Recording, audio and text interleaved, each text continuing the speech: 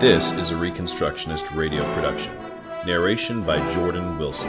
Please visit GaryNorth.com/freebooks to download this book in PDF format. Conspiracy in Philadelphia, Origins of the United States Constitution by Dr. Gary North. Publisher Dominion Educational Ministries, Harrisonburg, Virginia. This book is dedicated to the members, living and dead, of Reformed Presbyterian Church of North America, who for over 2 centuries have smelled a rat in Philadelphia. Chapter 6. A New National Covenant. Quote by Patrick Henry, 1788. If I shall be in the minority, I shall have those painful sensations which arise from a conviction of being overpowered in a good cause. Yet I will be a peaceable citizen. My head, my hand, and my heart shall be at liberty to retrieve the loss of liberty and remove the defects of that system in a constitutional way. I wish not to go to violence, but will await with hopes that the spirit which hath predominated in the Revolution is not yet gone, nor the cause of those who are attached to the Revolution yet lost. I shall therefore patiently wait in expectation of seeing that government changed so as to be compatible with the safety, liberty, and happiness of the people." End quote. Christians lost the battle in 1788. The lawyers in Philadelphia won it. Christians accepted the ratification of the Constitution, not just as good losers, but as enthusiastic cooperators. They have yet to identify their problem as decade by decade the American Republic grows ever more consistent with the apostate foundation of the Constitution. Christians find themselves besieged today, and they vainly expect to get rid of their problems by a return to the original intent of the framers. On the contrary, what we have today is the political outcome of that original intent, as Patrick Henry warned so long ago. Darwinism, socialism, and several major wars speeded up the process of moral disintegration, but the judicial foundation of this disintegration had been established in 1787 and 88. The political question facing American Christians today is this: how much longer will the Constitution serve as the protector of our legal immunities from state interference? At some point in time, the Constitution will become too great a threat to one side or the other, to covenant breakers who resent any residue of constitutional restraint, or to covenant keepers who have been pushed to the limits of their endurance by the culmination of the original apostate covenant. The Constitution's provisions were written by self-consciously apostate men and conspiratorial Christian colleagues whose understanding of the biblical covenant had been eroded by a lifetime of Newtonian philosophy and training in the pagan classics. Nevertheless, these men were under restraints: political, a Christian electorate, and philosophical, natural rights doctrines. Both of these restraints have almost completely disappeared in the 20th century. Thus, the evils implicit in the ratified national covenant have grown more evil over time. Declining restraints. The first set of restraints on the framers was philosophical, a natural rights philosophy. Officially, the Constitution does not recognize natural rights. It was from the beginning far more in tune with the Darwinian world to come than the world of 18th century Whig moral philosophy. Today, almost no one in a place of intellectual influence or political authority defends the older natural rights viewpoint. Take the case of the man who is perhaps the most distinguished and best known legal scholar and judge in American conservatism, Robert Bork. Because of his conservative judicial views, Bork was refused confirmation at the Supreme Court by the U.S. Senate in 1987. We might expect him to be the defender of natural rights. Not so. He was the author of a 1971 essay denying the natural rights foundation of judicial decisions. He denied that moral considerations can properly enter into judicial decisions, except insofar as the political decision of the legislature has colored a law. Judges, he insisted, must remain morally neutral. The older, pre-Darwinian moral framework for American constitutional law is dead. It was a long time dying, but both philosophically and judicially. The humanists have abandoned natural law, so have the theonomists. The Marxists never did accept the theory. Thus, whether the case law approach of the Harvard Law School is adopted, or the case law approach of the Bible, natural law or natural rights philosophy no longer provides either covenantal legitimacy or judicial restraint. The original philosophical moral foundation of the original constitutional settlement, but not the actual document, has disappeared. It is therefore just a matter of time and escalating crises for the U.S. Constitution to go the way of the Articles of Confederation. It can be redefined into something new by the courts, as has been done over a century, or else it can be replaced by a series of amendments over many years or overnight by a constitutional convention. If the final option is selected by those who make long-term political plans, it is not the Christians who are the likely candidates to achieve a victory. Strangers in their own land. The second set of restraints on the framers was political, Christian voters. They still controlled or heavily influenced state politics. They had lost only the battle in Philadelphia. For a time, they remained a threat to the humanists who ran the country, but it was a downhill battle after 1788. Liberal theologian and University of Chicago professor of church history, Martin Marty, waxes eloquent regarding Franklin and his deist peers. Quote, "Fortunately for later Americans, the Founding Fathers, following the example of Franklin, put their public religion to good use. While church leaders usually forayed only briefly into the public arena and then scurried back to mind their own shops, men of the Enlightenment worked to form a social fabric that assured freedom to the several churches, yet stressed common concerns of society." End quote. What Marty and virtually all contemporary historians fail to disclose is that virtually all of these leaders of the American Enlightenment had a working model for this common social fabric, the Masonic lodges of America, and in Franklin's case, of France. Some were actual members, bound by its oaths. Others were simply literate men of their time, and Masonry was the religion of the Newtonian era. Its worldview spread far beyond its closed doors in the back rooms of local taverns, the fact most historians fail to mention. Public religion, continues Marty, quote, looked for institutional embodiment. A few enterprising deists thought they should make churches of their movement for enlightenment and public religion, but little came of their efforts, end quote.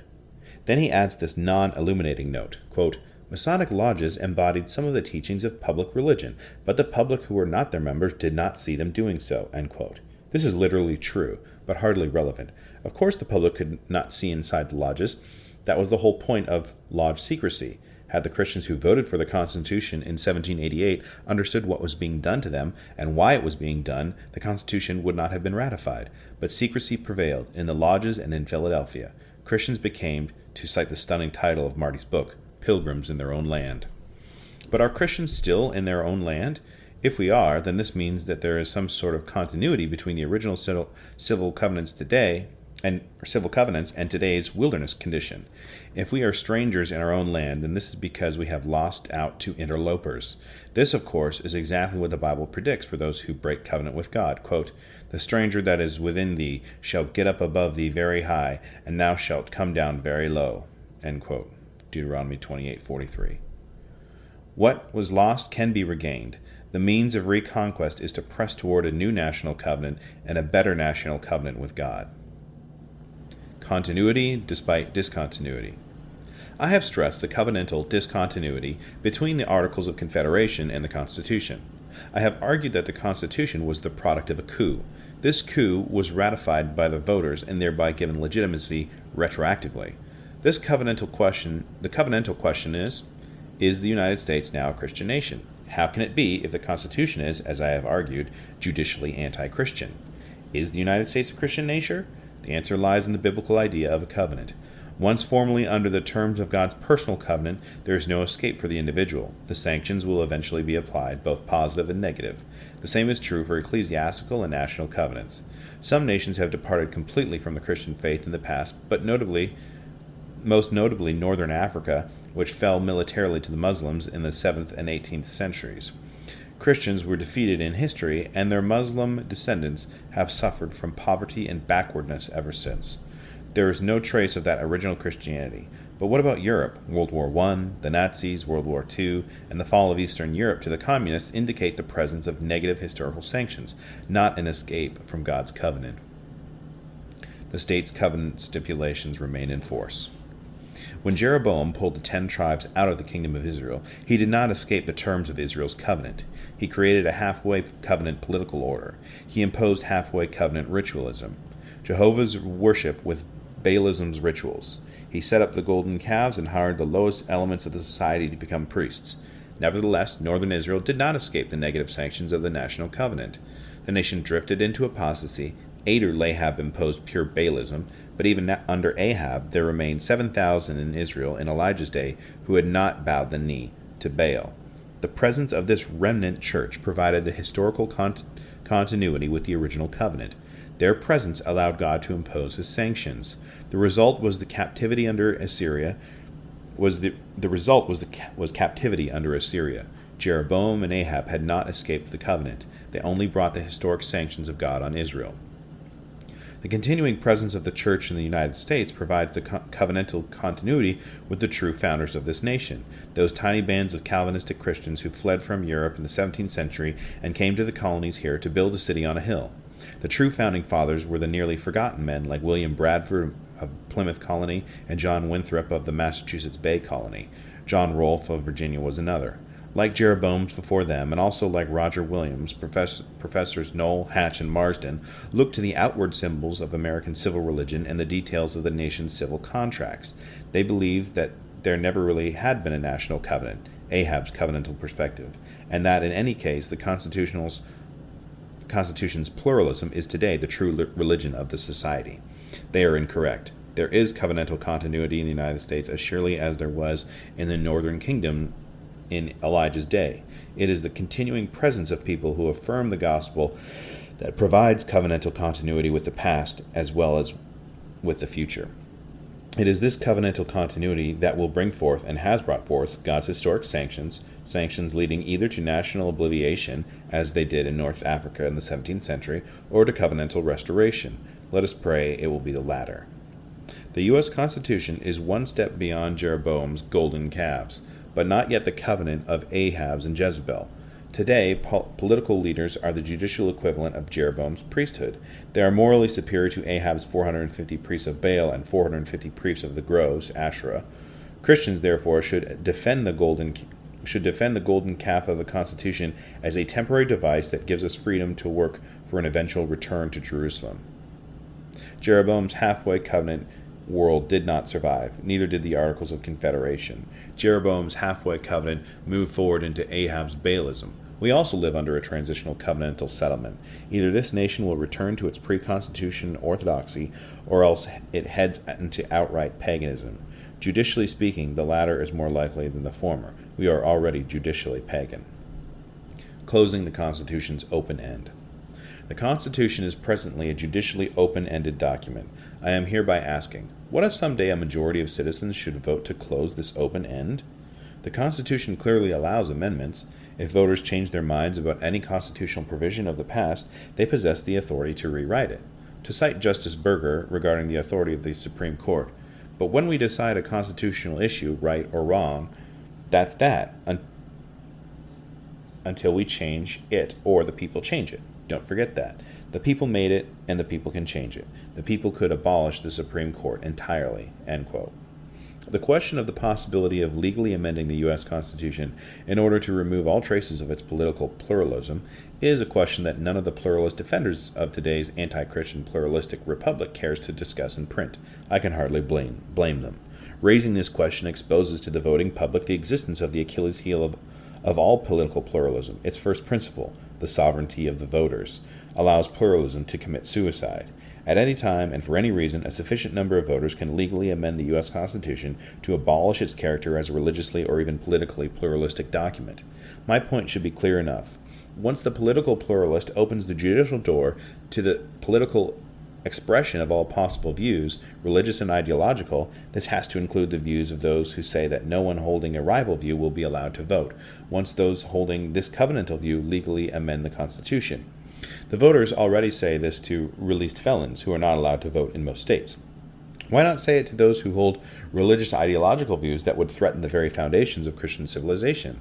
When I ask why not, I have in mind pluralism's formal legal principles, not substantive reasons. This is the inescapable dilemma of democratic pluralism. Pluralism officially allows the pluralistic system to make subsequent pluralism illegal. Pluralists do not talk about this very often. The political pluralist cannot escape his own traditional liturgy. Quote, "The people giveth, and the people taketh away. Blessed be the name of the people." End quote. Conclusion. We cannot expect to go back to the Articles of Confederation, nor do I believe that the Articles were capable in 1781 of solving the covenantal problem of the one and the many, unity and diversity. This document was a halfway covenant. Interstate tariffs, paper money, and other errors had to be dealt with. The Articles needed major revisions as well informed men of the day knew, which is why state legislatures allowed delegates to attend the convention, but only to revise the document, not to replace it. It may well be that the U.S. Congress in 1787 would not have agreed to the necessary revisions, the strengthening of the executive, the abolition of the unanimous state agreement rule, the abolition of all internal tariffs, and the abolition of state government fiat unbacked paper money. What I object to as a Christian is the continuing silence regarding the two fundamental flaws of the U.S. Constitution. One, the prohibition of a Trinitarian oath for all U.S. officials, and two, the removal of the affirmation of the Bible as the revealed, sovereign, exclusive, and authoritative Word of God. Most of the state governments had not made these two covenantal mistakes in 1787. A halfway covenant Christianity cannot survive the clash of irreconcilable worldviews. Neither can a halfway covenant secular humanism. One or the other will prevail. Only if Islam or some other world-transforming religion gains temporary power in a once Christian country can the continuing battle between Christianity and humanism be put on society's back burner. This is why the U.S. Constitution will be amended either directly by the voters or by the Supreme Court. This process is already well advanced. The court is amending the Constitution to make it consistent with the secular humanism that has always undergirded it. It does no good to stand on the sidelines and proclaim that it was never meant to be this way. Of course it was meant to be this way, from the day that Madison began planning his coup against the Articles. Critics of my view of the U.S. Constitution prefer to ignore the truth, namely that the Constitution has become a convenient smokescreen concealing the true basis of political rule in America. The long-term system of elitist control over national affairs in America, which Rutgers University political scientist Philip Birch described in exhaustive detail in Elites in American History, which Georgetown University's Carol Quigley wrote about favorably in Tragedy and Hope, and which George Washington University's Arthur Selwyn Miller wrote about favorably just before he died in 1988, is never mentioned in polite academic circles. This system of hidden hierarchies is nonetheless the way our political world works today. The inescapable political fact is this: there must always be judicial representation. This representation can be open or hidden, or more likely, hidden with the illusion of being open. It is time for Christians to cease deluding themselves about the hidden hierarchies of the modern democratic world. There will always be political hierarchies. The question is, will they be open or hidden? In modern democracy, where the political hierarchy is formally open, it is in fact secretly closed. It was planned that way, beginning no later than 1787. Quote by M. E. Bradford, 1977. The Federal District of Columbia, both in its formal character as a capital and also in its self-conscious attempt at a certain visual splendor, is, for every visitor from the somewhat sovereign states, a reminder that the analogy of ancient Rome had a formative effect upon those who conceived and designed it as their one strictly national place. What our fathers called Washington City is thus, at one and the same time, a symbol of their common political aspirations and a specification of the continuity of those objectives with what they knew of the Roman experience. So are we all informed with the testimony of the eye, however we construe the documentary evidence of original confederation. So say the great monuments, the memorials, the many public buildings, and the seat of government itself. So the statuary placed at the very center of the capital of the United States, and much, much more. But Roman architecture and sculpture were not the primary inspiration for America's early infatuation with the city on the Tiber. That connection came by way of literature, and particularly from readings in Roman history. What Livy, Tacitus, Plutarch, and their associates taught the generation that achieved our independence was the craft of creating, operating, and preserving a republican form of government. For gentlemen of the 18th century, Rome was the obvious point of reference when the conversation turned to republican theory. The Swiss, the Dutch, the Venetians, and of course the Greek city-states sometimes had a place in such considerations, and in New England the memory of Holy Commonwealth survived. Yet Rome had been the republic, one of the most durable and impressive social organisms in the history of the world. Moreover, there was a many-sided record of how it developed, of how its institutions were undermined, and of the consequences following their declension. This Rome was no construct issuing from deliberations upon the abstract good, no fancy of the closet philosophers. Public men might attend its example with respect, learn from its triumphs and its ruin. On these shores they did, and once we were independent, with a special urgency. The Reconstructionist Radio Podcast Network brings to you a complete lineup of podcasts where you will hear practical and tactical theology. Our desire is not simply that you consume our shows, but that you also live out your faith in every area of life. We can talk all day long about these things, but if we fail to put them into practice, then we fail as ambassadors of Jesus Christ, our King. Subscribe now to your favorite Reconstructionist Radio Podcast Network shows, or you can subscribe to the Reconstructionist Radio Master Feed, where all of the content we produce, including the audiobooks and audio articles, will pop up as soon as they are available. And don't forget to visit reconstructionistradio.com to volunteer as a narrator or to partner with this ministry financially. May the Holy Spirit stir you into action for Christ and His kingdom.